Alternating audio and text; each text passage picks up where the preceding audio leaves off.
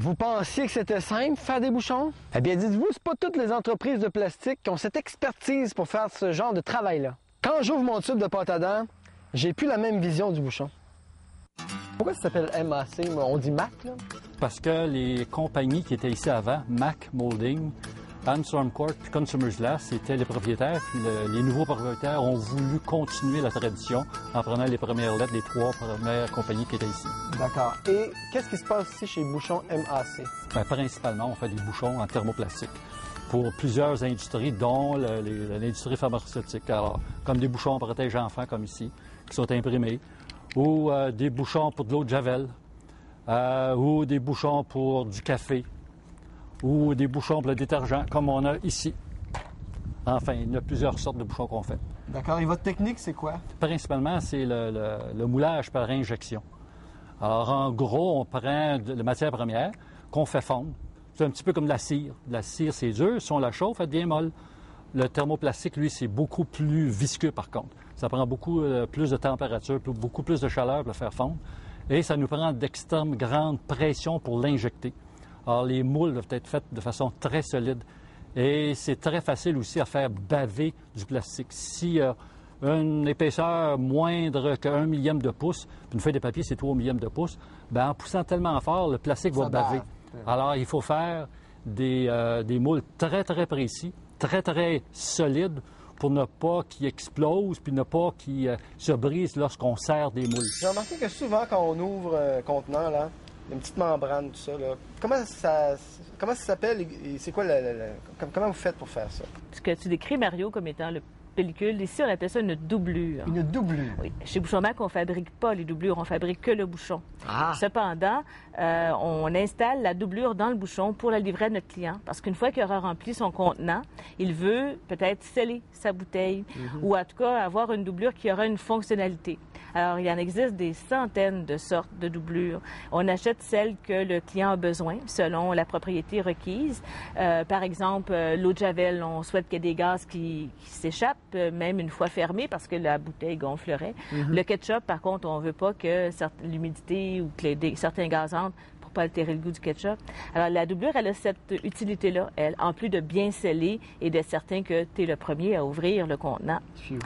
La doublure, elle arrive sous forme de languette de ceinture comme ça. Et avec un poinçon, on vient estampiller une pastille qui, elle, se dépose dans le fond du bouchon. Touc, touc, touc, touc. Très beau, ça. Bien. Et rapidement, on peut doubler les bouchons et les expédier à notre client. Bouchon doublé. Excellent. Et bon. Pourquoi que la personne qui fait la bouteille ne fait pas le bouchon? Bien, ça aurait de l'allure de penser que les deux devraient faire la même chose, mais la bouteille, c'est un autre procédé. C'est principalement du soufflage qu'on appelle. Alors, en gros, une bouteille, lorsqu'on la forme, elle devient beaucoup plus grosse que l'ouverture qui est en haut. Et lorsqu'on l'expédie, c'est de l'air. Mais en plus de ça, c'est surtout le procédé. Nous autres, c'est de l'injection. C'est très difficile, c'est très dispendieux. C'est une autre technologie. Le soufflage, sans dire que c'est facile, ça demande moins de contraintes. Il y a beaucoup moins de pression. Il y a beaucoup moins d'injection sur haute pression. Alors, c'est réellement deux procédés différents.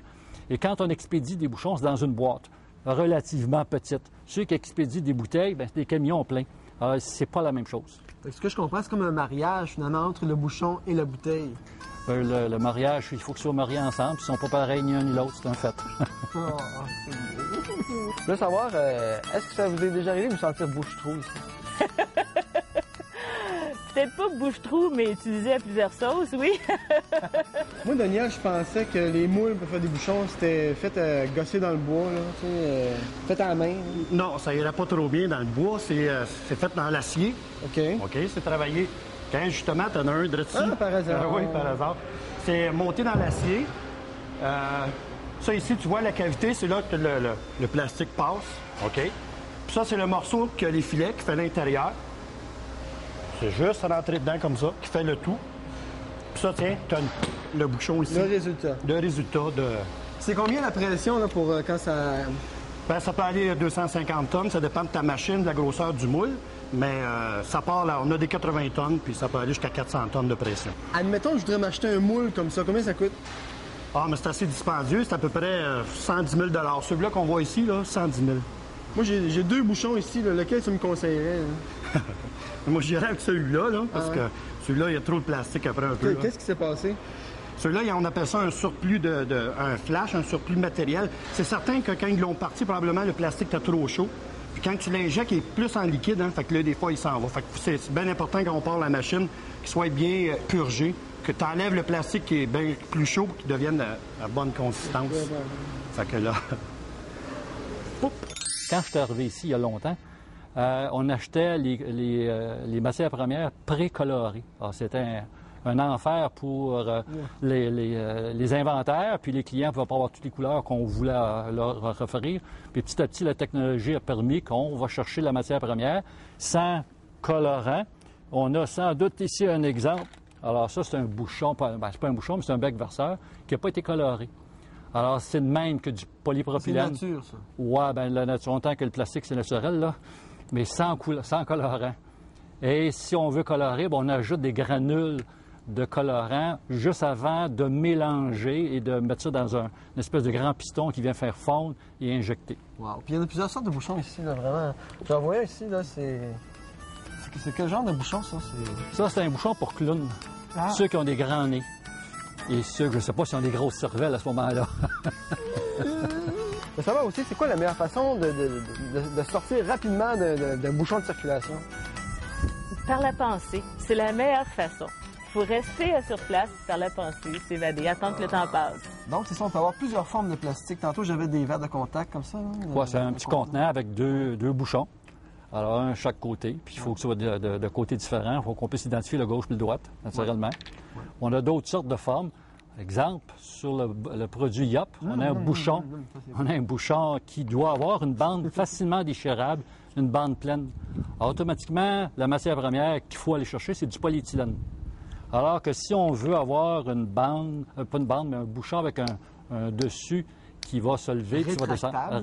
Pas rétractable. Un flip-top. Un flip-top, si on veut, un bouchon en charnière, qui est vivant. On parle de charnière vivante, qui a de la mémoire à ce moment-là. Qu'est-ce que vous voulez dire par plastique qui a de la mémoire? Ben, entre autres, on peut prendre ce bouchon-là, qui est en polypropylène et qui a une charnière. On peut voir que la charnière ne veut pas s'ouvrir tout seul, puis une fois qu'elle est ouverte, elle ne veut pas se fermer tout seul.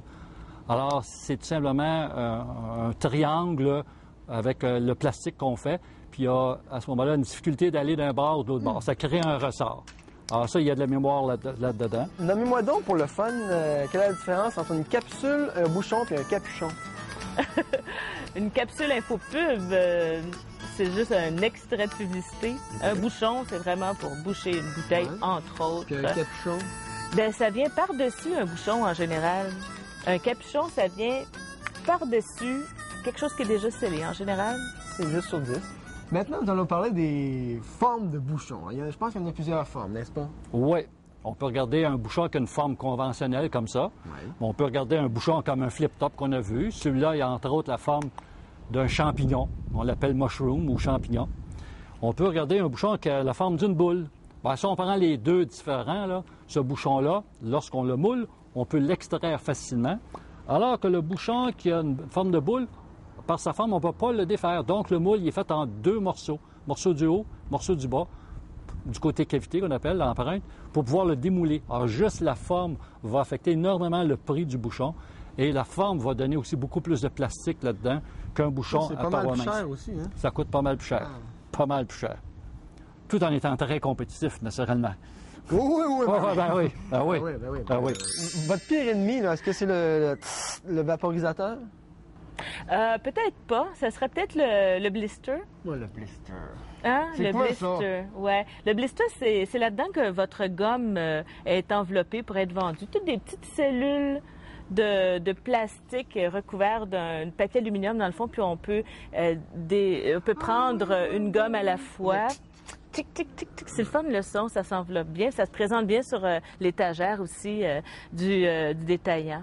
Alors, le blister, il y a beaucoup de médicaments maintenant qui vont être dispensés, qui vont être distribués, je devrais dire, sous forme de blister. Mais qu'est-ce qu'il y a de spécial à fabriquer des bouchons, puis pourquoi à Waterloo en plus? Bien, à Waterloo, c'est parce que ça a commencé de même une bonne journée. Il y a quelqu'un qui a pensé à faire des bouchons ici, puis on a continué. Mais qu'est-ce qu'il y a de trippant? Quand on parle d'ordinateur, quand on parle de toutes sortes d'autres choses, faire des bouchons, ça peut paraître simple. mais la technologie est compliquée. Mais une des grandes récompenses, on fait un nouveau bouchon, quelques mois après, on va dans le magasin et on voit le résultat de ce qu'on a fait. Et puis, ça n'aide rien, mais voir qu'on a réussi à faire quelque chose qui va sur le marché, puis qui a accompli quelque chose, comme un bouchon protège enfant, qui empêche les enfants de s'empoisonner, il y a une vraie récompense là-dedans. Et voilà, monsieur. Bienvenue.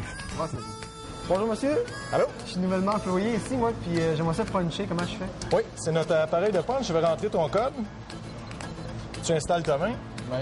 Ça prend les empreintes digitales? Non, ça prend pas les empreintes digitales. C'est uniquement les longueurs de doigts. Ça te permet de t'identifier dans notre système.